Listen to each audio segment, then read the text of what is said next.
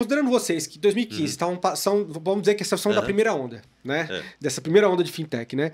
Sendo pioneiros e tudo mais. Hoje a gente fala bastante de crédito, principalmente de crédito B2B, que eu vou retomar esse assunto que eu sinto que está ficando bem quente hoje, com algumas roupagens diferentes, né, por assim dizer. Mas com certeza você teve 2015 para cá muitos aprendizados, né? A gente estava até falando no off aqui que você... E aí poder contar um pouquinho desse early days aí. Então eu entendo que tem 3 milestones aqui, né? 15, que a empresa começa, né? Voa, né? Começa a voar. 20, quando a pandemia bate a porta de todo mundo. E agora a gente está chegando 25, enfim, e muita coisa aconteceu entre 20 e 25 em termos de acomodação aí de mercado. Imagino que vocês não estavam tão expostos. Alguns players de fintechs, a gente sabe que secou funding, então estava num momento mais exposto, né? Isso é um ponto importante. Então, pontua mais ou menos para a gente esses momentos. Trajetórias. Eu vou fazer uma trajetória engraçada só no começo, que é interessante a cabeça de fintech, depois a gente entra nos temas aqui. Dentro do Sofis a gente usava terno e gravata. Sim. Que é um banco tradicional, terno e gravata. Respeitando o ambiente dele. Deram um andar pra gente lá, super legal, né? Melhor contra a locação, não pagava nada. Ótimo. Daí um dia o Alexandre, que senta com a gente no conselho, que é o presidente do banco, né? Da família dona do banco, falou: Chico, você não tem cara de fintech, de terno e gravata. Eu falei: jura, Alexandre? Que maravilha. Tirei a gravata e comecei a usar a camiseta. Olha lá. E daí foi o marco da gente se entender com fintech, nem a gente se entendia com fintech.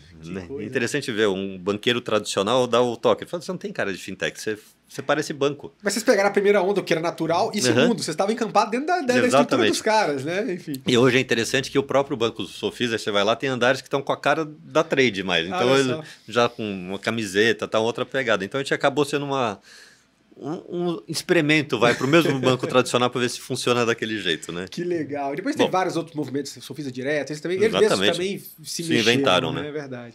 Foi interessante. Mas você está falando dos ciclos, né? O primeiro ciclo foi muito focado naquela ideia inicial de dar crédito para a indústria vender mais. Então, meu grande cliente era a indústria. Começou com uma indústria específica? A Procter, por exemplo, é um cliente nosso desde 2009. Então, desde 2015 está 9 anos com a gente. Sim. E várias outras multinacionais entraram nesse primeiro ano. E são clientes nossos. O nosso churn é nulo. Olha só. Depois a gente vai entender um pouco do propósito, né? Mas a gente via muito para resolver o problema da indústria. Tá bom. Então, dava um limite de crédito limitado pela política global, precisava prazos que eram limitados, não dava crédito para todo mundo. Então, depende da dor de cada indústria, era uma coisa.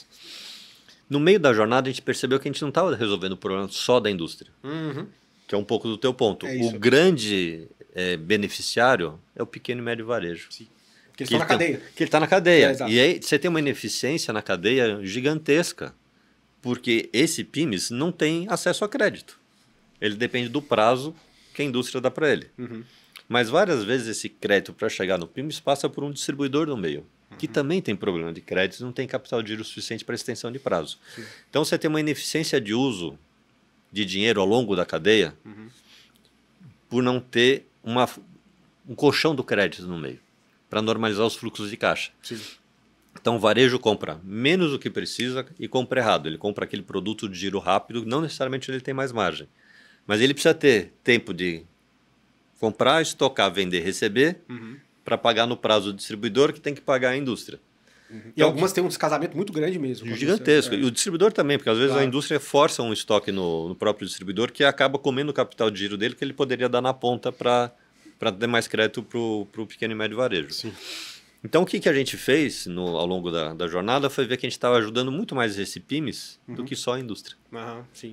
Né? O crédito, o prazo, né, que ele recebe através de um prazo estendido da indústria ou do distribuidor é muito mais importante para ele. Impacta a sobrevivência do cara, muitas vezes. Exatamente, do que a própria indústria. A indústria é legal, e assim, a gente resolve o problema da indústria. Ela vende mais, com margem melhor, ativa mais ponto de venda, super legal.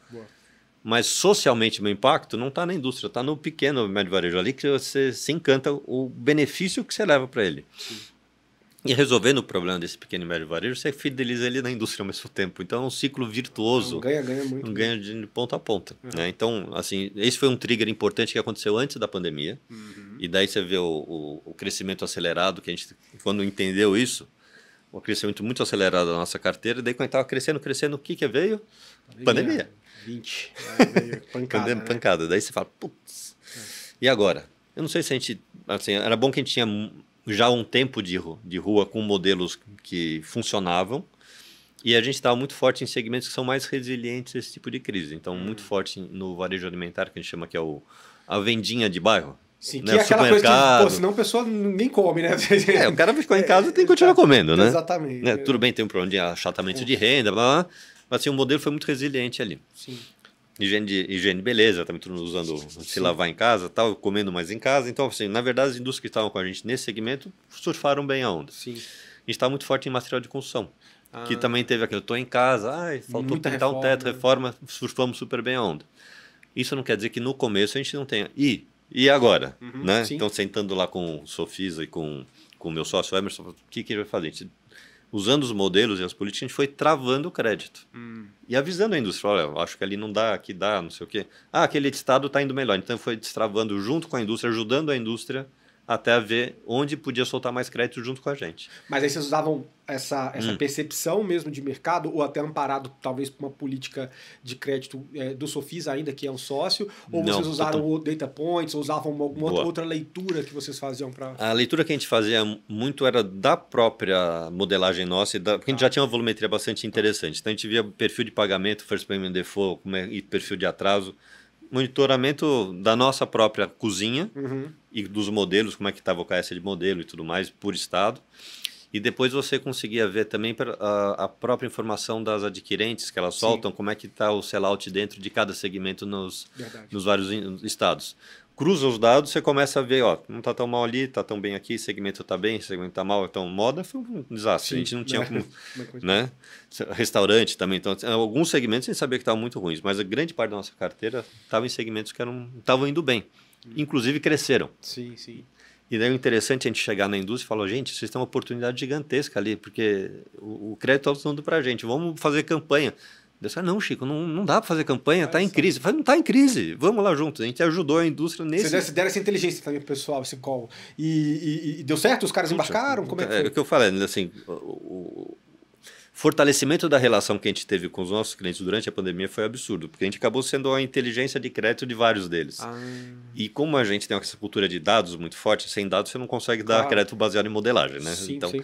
Isso nem necessariamente está dentro das indústrias, né? Eles consomem dados, obviamente, mas não é core business, é side business, né? Sim. Então, essa inteligência do que fazer, quando não fazer, aquele varejo está quebrando, os comitês de crédito que a gente senta junto, Americanas, né? O caso famoso, falando, lá eu não dou dinheiro, tal. Então, a gente começa a ter early signs de default em segmentos de mercado X, PTO, como também chega a levar oportunidades de fazer coisas diferentes. E toda essa relação acaba se refletindo no churn que você acabou de falar aí e tudo mais, né? né? E é um pouco dessa mecânica. Então, aí a gente teve esses aprendizados, enfim, esse fortalecimento dessa relação, né? E uma coisa interessante também, não te cortando, mas complementando o que você já tinha me perguntado antes, o funding, né? Sim. Porque nessa época teve um enxugamento absurdo de acesso a crédito e funding. Foi bom ponto. Não é? E foi exatamente nessa época que entrou o Sofisa, o BV. Foi logo depois, foi em 21. Mas em 20 a gente negociou com eles até a aprovação de Bacen, CAD, essas coisas, o cheque foi em 21.